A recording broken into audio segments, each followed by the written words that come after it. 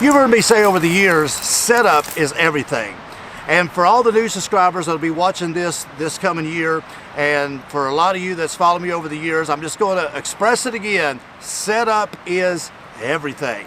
You know, to be a great turkey hunter, I think it's a 50-50 deal when it comes to calling and woodsmanship. And you've heard me say that before, but I still believe that.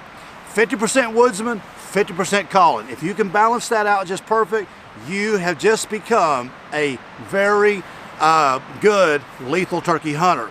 Now, if I had to choose one, if I had to go just a little bit past one or the other, I'd have to put a little bit more emphasis on woodsmanship than I would with calling. Now again, I'm not diminishing calling. You need to get better, you need to practice more, you need to sound more real, and you need to get better at getting them soft sounds and a soft calling and all them good little sounds that we all get from mouth calls or whatever call that you like. That's extremely important, and knowing when to call. But when it comes down to it, I think woodsmanship is still probably the most important aspect of turkey hunting, because woodsmanship is going to teach you not only how to set up on gobblers correctly, it's not just going to teach you how to move around when you need to move and set up in a correct position, but it's going to help you be in range when that gobbler finally makes his appearance.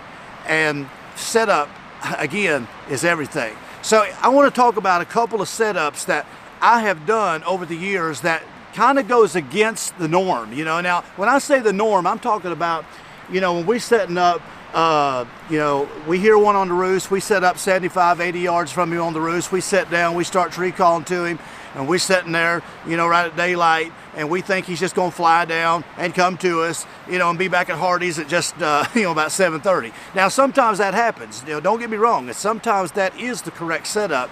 But if you get tunnel vision and you just kind of get stuck in that same setup, boy, you're going to fail over and over and over again many, many mornings, because many times they're not going to fly down to you and come to you no matter how good of a caller you are, and many times they're just going to pitch off and go the other way for whatever reason. And after that happens morning after morning after morning, sometimes you get discouraged because you see all these TV shows and you see all these YouTube videos on these channels of that happening, you know, and you think, man, that's the way they do it. Why ain't it happening on my property? Why ain't it happening to me? But it just depends on the situation. And if you don't know how to properly set up on particular gobblers, you're going to fail more times than you're going to succeed. And so here's a couple of setups that I do that goes against the norm of getting close to the roost, setting up and tree calling. Okay. All right. Number one, and I've had this gobbler a lot, you know, and especially anymore, it seems like with the rise of turkey hunting and the more people it's out, and the more hens that's available out there, because people don't fall turkey hunt anymore, and there's just more hens than there are gobblers. It seems like I get this more and more. And that's where I find a gobbler that, and I hear him on the roost, but you know, where he's at, I just can't get a good setup for whatever reason. Maybe he's, you know, in my case, where I'm hunting a lot in the mountains, in my case, a lot of times he's roosted on a very steep part of the hill like this, and you just can't set up. I mean, what are you going to do? Sit there and point your gun straight up like this, you know, up the hill? Or are you going to try to get above him where, you know, he can hear you and see you and even get your silhouette, even in the dark sometimes, and try to get, you know, and be pointing straight down? I mean, sometimes that works, but a lot of times that don't work, because you're going to blow him out of there. And so when I find a situation where I just can't feel like I can comfortably get to where this gobbler, where he's roosted at, and I can't set, you know, close enough to him, and I've kind of got a feeling he's not going to pitch straight down anyway, because a lot of times when they pitch right on, when they're roosted on side of a hill, a lot of times they don't pitch right down and walk straight up a hill or down. Now they will sometimes, but a lot of times they will pitch off and fly right across a holler and land on the other hillside, or they'll pitch up over the ridge, or they'll fly somewhere else. They're just roosted there for safety, but they'll fly somewhere else, and when he flies off the roost, he's already 100 yards from you when he hits the ground, or 200. I've seen that many times. And so when I get in a situation like that, here's what I do. I don't even care about where he's roosted. I hear him on the roost and I ain't going to him. What I want to do is I want to find out where that gobbler's going to be an hour after he flies down off the roost. I want to find out what direction he's headed into and what direction he pitches off to, and then I just want to go there. You say, well, I want to get close to him on the roost and I want to try to get him. Listen, it ain't going to work. So what I do is I say, okay, where's this gobbler going to be an hour from now? You know, forget this roost hunting. I want my buck planted where I can be in that area where he's going to appear in an hour or 2 hours or whatever the case, and that's where I'll go. Now sometimes sometimes when I've done this, that makes me go, you know, sometimes 200 yards away from where he's roosted at. And instead of going closer to the turkey like normal, I'll go away from the turkey and just go where I know that he's pitching off to, and I want to be setting there. When you do that, you're going to put yourself in a wonderful situation of being there later in the morning where he's going to show up. Maybe it's a strut zone he's going to, that when he pitches off the roost, he's going over there on that other ridge. He flies off and he's going there and he's going to strut and gobble until he finds himself a hen. But if you're already sitting there and you're already doing soft calling and you're already letting him hear you over there, a lot of times he's going to come right in your lap. But a lot of times we'll just get so channeled, you know, we get so tunnel vision just kind of channeled in to just going and setting down 70 yards from the roost, because that's what we've been taught.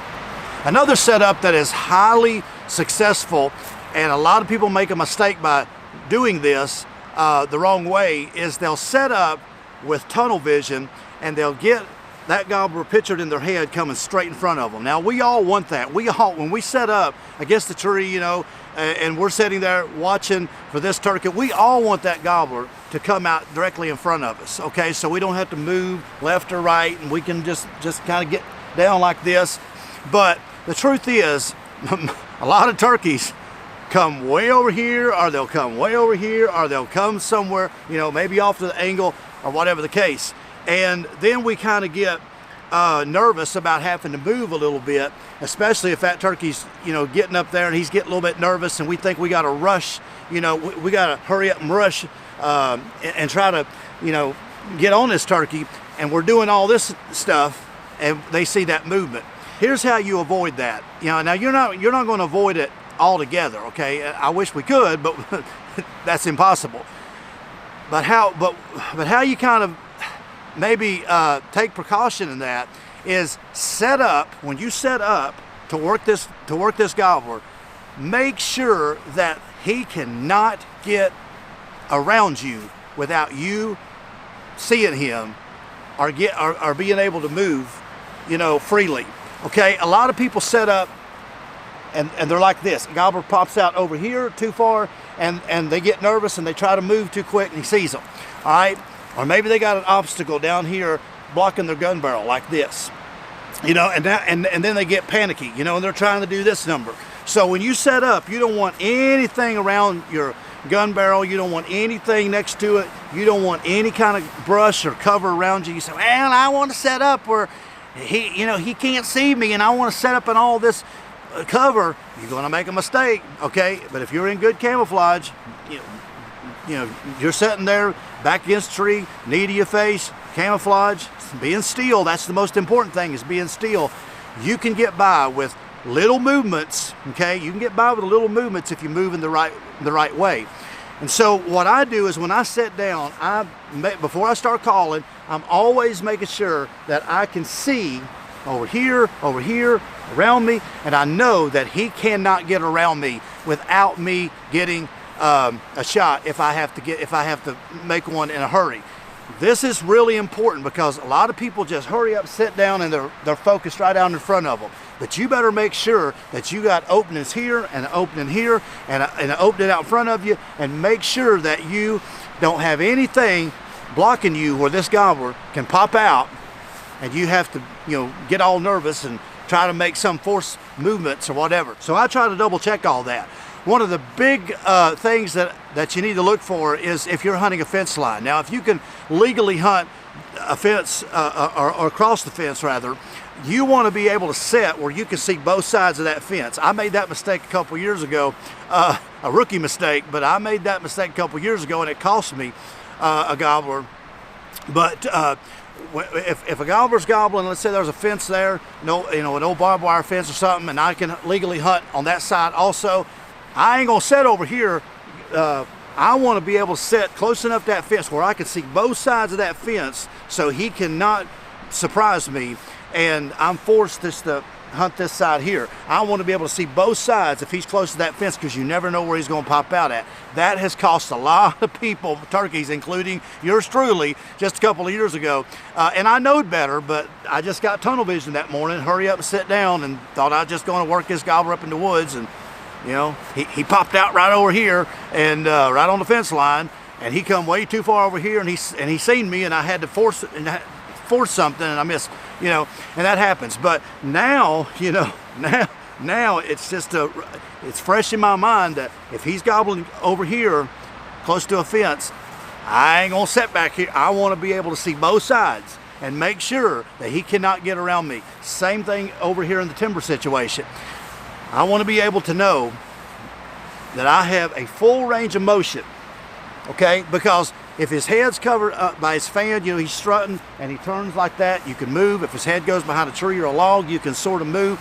And if you're real careful, you know, I've actually done this right here, you know, just centimeters at a time, and him be right there with his head looking like this, and me be sitting there and just don't do this, but just be like, you know, just kind of itching, just like that. Now, I'm not advocating for that. I'm just saying, if I know he's leaving, I'm going to do something, and I've done this right here, and him stand right there, or just walk a little bit, and me get a shot. Instead of doing this, just kind of like that. Little bitty details like that can make or break your setups.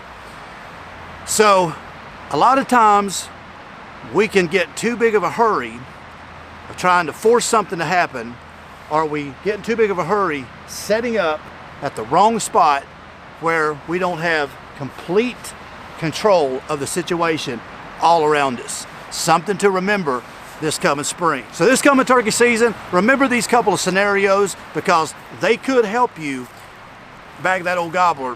Whereas if you just got tunnel vision to just go on and try to get him off the roost, you know, and set up on him close, you might blow it. But just remember, setups are everything. And I hope that you'll take this advice, and I hope that you get that big gobbler this coming spring. And if this video has helped you get a gobbler, make sure you contact me through Facebook or TikTok or Instagram, somewhere, and tell me, say, hey man, that video you did on setups, I got one this morning, and thank you very much. All right.